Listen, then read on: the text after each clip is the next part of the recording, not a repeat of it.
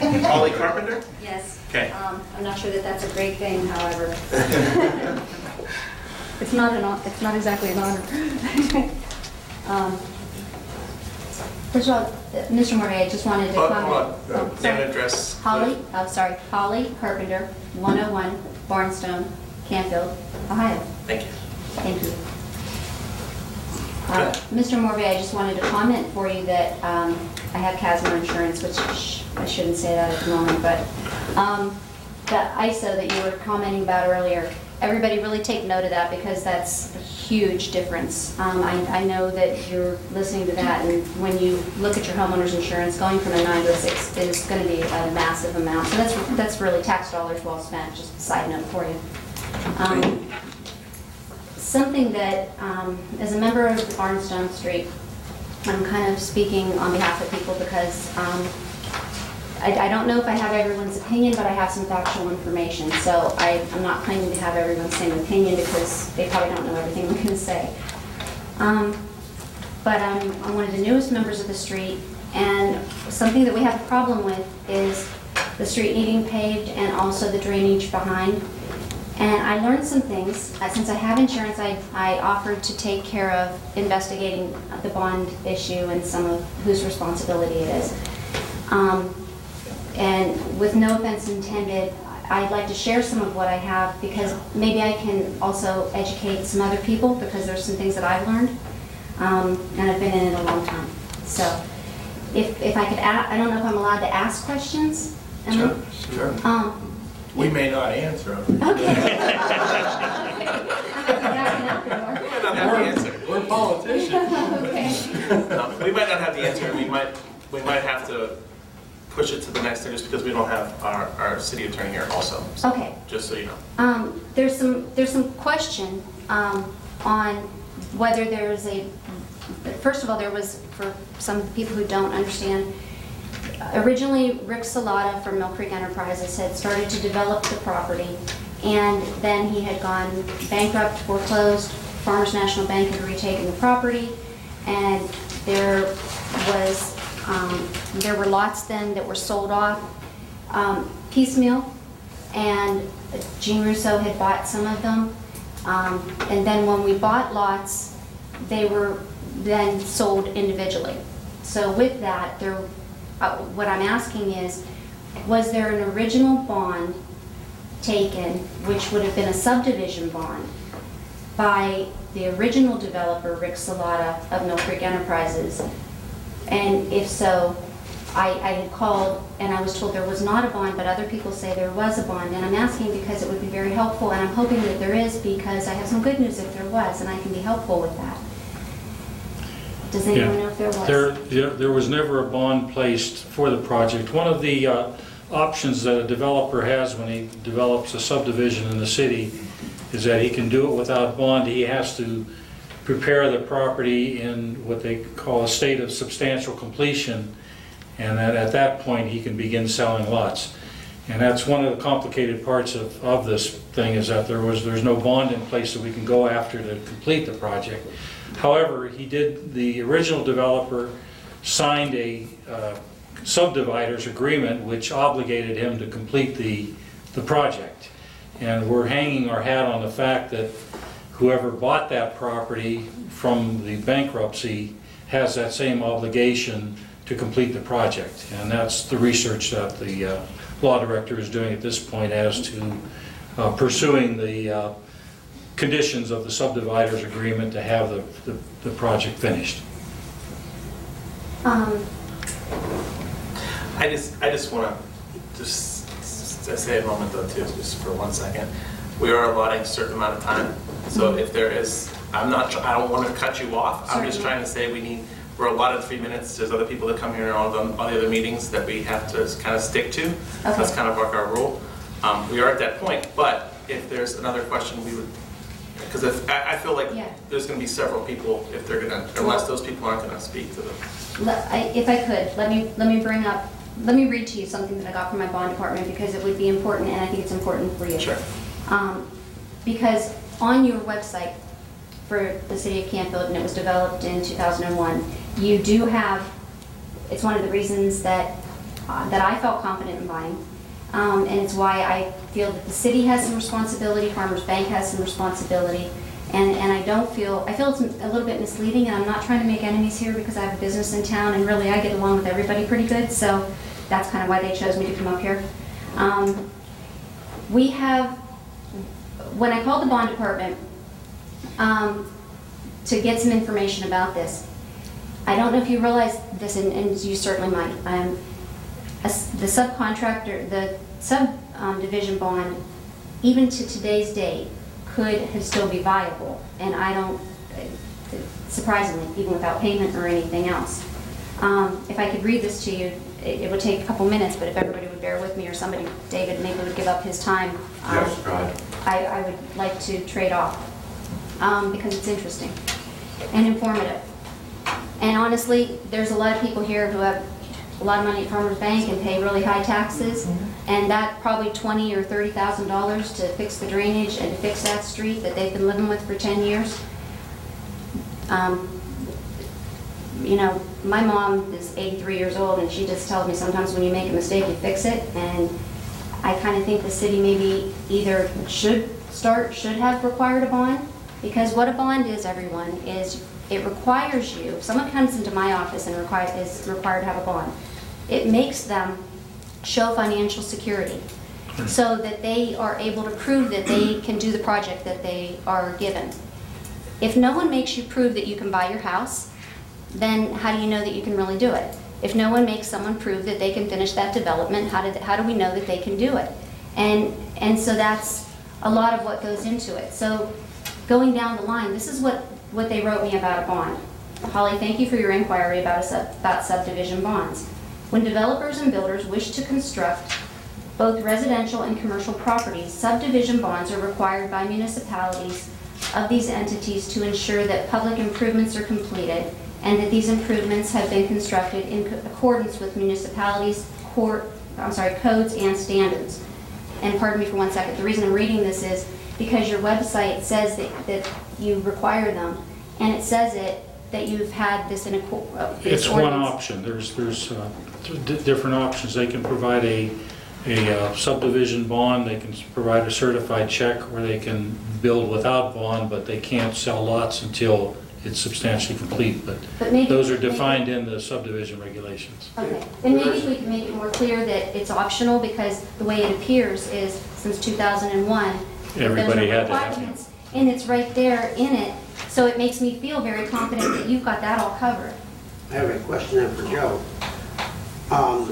If this was a private subdivision, none of those improvements were going to be public improvements that were going to be city property, correct? That's correct, yeah. Okay, so So they would not have that's the been... other variable. Yeah. Well, except that the waterway of the creek behind does enter into the waterway all the way behind Giant Eagle and everything else, so that I was told. Once it discharges into the waterway, then that's public. But the way this development was developed, it was like you building a home and having a private driveway and that kind of thing, unfortunately. And I do understand that, sir, and I'm not Okay. being argumentative about it, I'm honestly not, but again, the website says nothing about that. So, just clarifying, one other thing, just for your own protection, our city's protection, the website also says in your subdivision expectations, something I learned, you only require 100% when you're doing it, whenever you do them. Something I learned is you would really want to bump that up, because over time, as it takes time for something to be built, and maybe you go back, 100% isn't enough. You maybe want 115, 120, even up to 150, because say over 2 years, 5 years, 10 years, that something takes time, it won't be enough, and the city can be on the ticket for it. Just something helpful. I'm not trying to be a smart aleck about it, but I learned. And, you know, I had several instances where they showed me that it sinks a city. But I'll finish this and I'll get out of your way. Typically, these improvements include streets and sidewalks, water and sanitary and/or storm sewers, grading and drainage, but they can also involve street lighting, signage, landscaping, playgrounds, and trails. Subdivision bonds are non-cancelable, and they remain in full force and effect until formally released by the municipality. Therefore, until it's released, until it's completed. it's still active. Regardless of whether renewal premiums for these bonds have been paid by the developer, builder, or the amount of time that the bonds have been outstanding, the principal, builder, developer, and/or the surety, meaning the company, remain responsible for the completion of the improvements covered by the bond. So it would have still been in effect if there had been one. If the builder developer is bankrupt or unresponsive, the surety must honor any valid claims against the bond by the municipality. When a formal claim is made, the surety will first fully invest the circumstances and the facts merit its involvement. It will typically solicit bids for its remaining work, enter into a contract with a reputable contractor, and pay for the work as it is completed. The surety's liability is limited to the penal sum of the bond amount, so meaning limited to what it is written for. So in the case where the cost of completing the necessary improvements exceeds the bond amount, where Canfield is written to 100%, could go up higher, sureties will often remit the penal sum to the municipality, meaning they would give the 100%, and let the forces complete the work. So if the work has then turned into, maybe it takes 120%, Canfield would be on it for the 20% difference. I hope that this information is helpful to you, blah, blah, blah. So if there had been one, it could have been covered. And the majority of the projects that have gone on in the city in the last 20 years, I would say 90% of them were done with bond under those conditions. And actually, the bonding company is obligated to notify the city 90 days prior to the what's the word I'm looking for? The expiration date of the bond, so that we know that it's going to expire and we can contact the developer to either renew it or, reduce that amount of the bond. But this particular one, as I say, was done without bond, which complicated it. And perhaps I'm incorrect, but wouldn't Farmers Bank then be the one to take on being the developer, and then if they sold piecemeal, they would still be the developer, perhaps, because they're the ones who loaned the money, not a new builder? Wouldn't it be kind of like crashing a car and then saying, hey, I'll buy insurance the next day to take care of it with the new insurer? And to me, that doesn't make sense. That's my opinion. Maybe it's wrong, but it doesn't seem right to hold. You've got a lot of people here in this room that are neighbors now for the next lifetime, and they're fighting over who's friends with who, and it has nothing to do with that. I really think this is one of those opportunities for the very city, sir, that you said people want to move to maybe fix something and use it as a learning experience for $20,000 or $30,000, where we pay taxes and tens of times that. Maybe step up Farmers Bank and let's be done with this, and maybe we all bend a little. But we plan to go on our lifetimes here, and you've got a mother who has had a backyard her child can't play in. You have a woman with a heart condition trying to live in a yard where she can't. You have my mother tripping on a driveway that's not capable, when I have paid every penny I will ever have for a dream house. And Maya Angelou once said, you will maybe forget what someone says or what they did, but you will always remember how they make you feel. And I moved here because I remember my entire life how Canfield has always made me feel from the time my grandparents lived here. I want this to be my home. I want it to be my street, and I want these people to be my friends, and I don't want them to be mad at me because I spoke up tonight. But I mean every word I said. And I hope that we can come to a resolution, and if I can help by researching anything or doing anything to help you, please ask me and I will. So Holly, yes, sir. there's two issues. There's the road and the drainage. Is Yes. that right? The drainage is behind like 4 of our houses, and we have mosquitoes, and we have, let alone the extra upkeep, which is extraordinary. I also have a question about, is it a wetland back there? Can we perhaps, where I read in some of the information, I think the culvert, or I don't know what it's called, the cement concrete thing, was there at a slow leak thing for when we got to 90%, and now 100% of the houses are built. So I believe that has to be changed out, which the developer would have originally taken on. It needs a bigger pipe put in. Can it maybe be angled? There is a man who owns the property next to us. Could it go farther to the creek so that maybe somebody can, and then covered, of course, you know, so that if it is a wetland and has an easement of some sort, can we do something with that? But I believe that what's happening now is it's going in a little 4-inch pipe, and I think that was because it was for when it didn't have many houses. I don't claim to be an engineer, but I believe that that's what's happening. And it's a health issue because we pay individually to clean it out so that it can have drainage, but it's got to be tilted better. I don't know what's supposed to go to the front and what can go to the back, but I think we can do a good job at it if we put our heads together and do it as a team. So, No, the drainage, I believe, was engineered properly. It's, there's two separate ponds, as you just mentioned. Then the larger one in the back, it's more of a volume issue. There's, you know, we're detaining that water so you're not pushing it all down onto the neighbor. And there's a certain volume that has to be captured and stay on the property. It could be any configuration as long as the volume matches. And that's what we've asked the developer to provide us with documentation that the volume is there. We gave him until the end of the month, the 31st, and he failed to comply, so we're looking at pursuing that at this particular point. We wanted to avoid litigation, but it looks like we may be heading right, that and we direction. have been, this has been an ongoing issue, and I know that I don't live there, so I get it, and I totally understand. But this has been something we've been going over now for, I mean, this isn't the first time this has been brought up. I mean, we've been, Sam Boak's come in here, like a bunch of people have come in here and brought up these issues, and we've contacted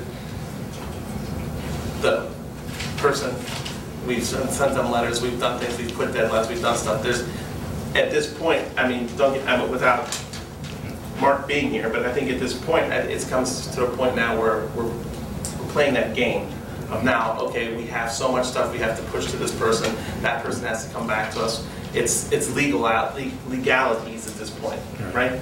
Right, and again, you try to resolve it without going through the legal process, because that's going to take time as well. But unfortunately, we were unable to resolve it. He's not come forward with the information, and we're taking the next step. I have a question. We've been continuing to pursue it with Gene Russo, who's currently the owner of the land. This is the first that I've heard that Farmers National Bank was in some way involved. Is Mark aware of that? I was not I guess aware of the that. question then is there any recourse that we would have, or do we need to have some discussion with farmers for their part in this? Because that's a new wrinkle. That's what, and I mean, The idea is to get the process. can we maybe invite Mr. Russo? Can we do it in a peaceful, I mean, maybe that's not the right answer, but does it have to be a standoff sometimes? I mean, this is pretty peaceful. And I think that's what we've been trying to get to that point, and it's not getting to that point. Like, we've been trying to be peaceful. We've been trying to work with him. We've been trying to say, hey, listen, look. I don't know. No, but I'm saying that we've been trying to like say, hey, listen, look, like we're not here, but this is what we got to do. This is the stuff we need, and he's not complying. So we have to keep pushing it forward the way we legally are able to do that. Okay. The reality I see, and this doesn't count for your time, that there were two questions that we had been asking. One was verification that the reconfigured retention pond was adequate to the original design. And Joe did the calculations himself, Okay. and we're waiting for a survey.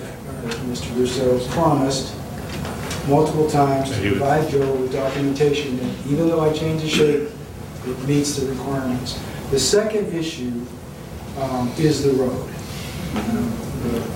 I learned a lot tonight about drainage, but the road itself was what we talked about most often, and the fact that we could not get a commitment from Mr. Russo to say, yes, I'm going to put the second coat down, or no, I am not.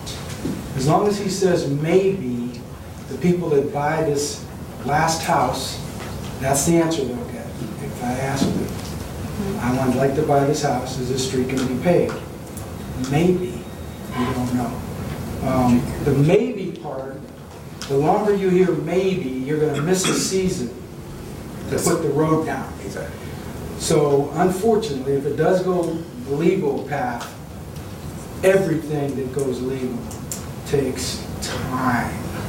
So I agree with you. If there would be a way to get some agreement, you know, you said that he didn't sell all those lots, that those lots were bought. Did I understand they were bought from, he didn't get the profit from all those lots? I mean, I don't have all the answers, sir. Yeah, I so don't know. let's say hypothetically. He bought up the balance of the... Yeah, hypothetically, he pays for some, to work out some equation where you can get, because I think getting that road in before winter is a big deal.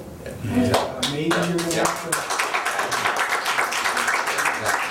to, you know, and maybe there might have to be some, as you said, a compromise.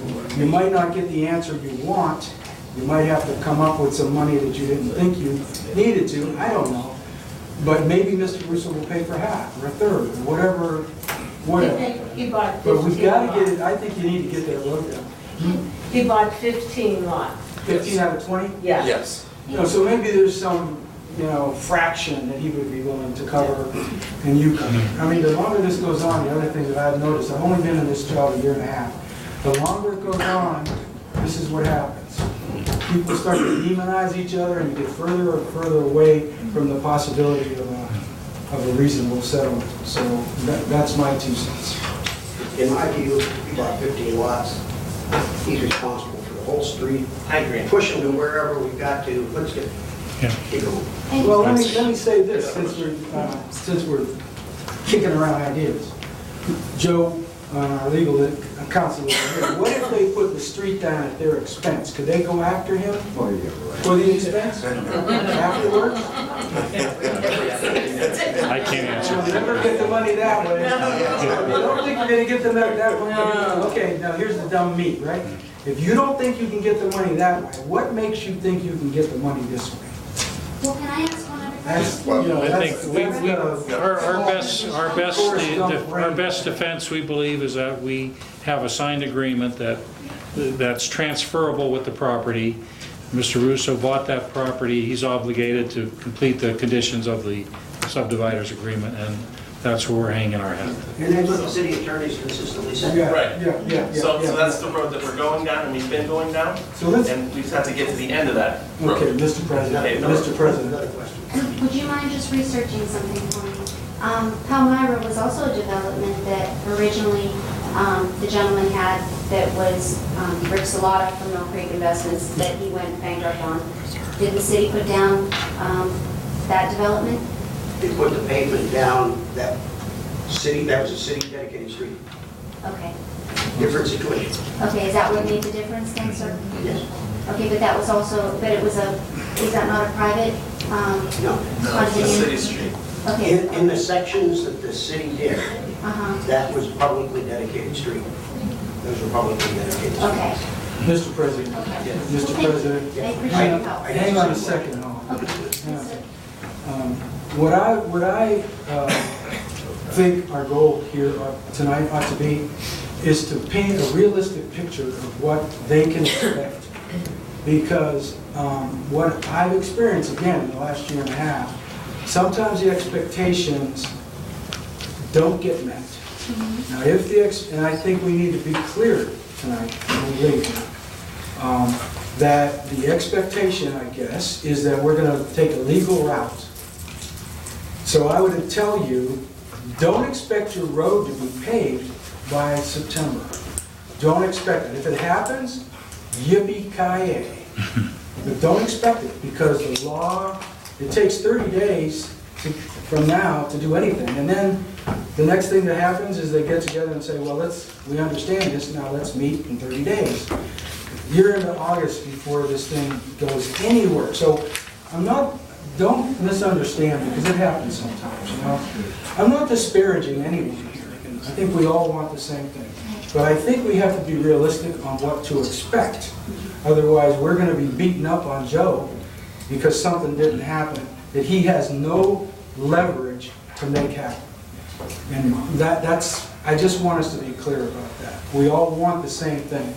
But let's be realistic about what we could expect. Could we perhaps just throw out one suggestion? And it's nothing against you, because you have a hard job, sir. But just an offer. What if if I have to do it myself, I might end up doing it myself, right? Could we maybe possibly consider the city a quarter, Mr. Russo a quarter, Farmers Bank a quarter, and us a quarter, and the drainage and the street, and we get it done, and we all walk forward, and we're done.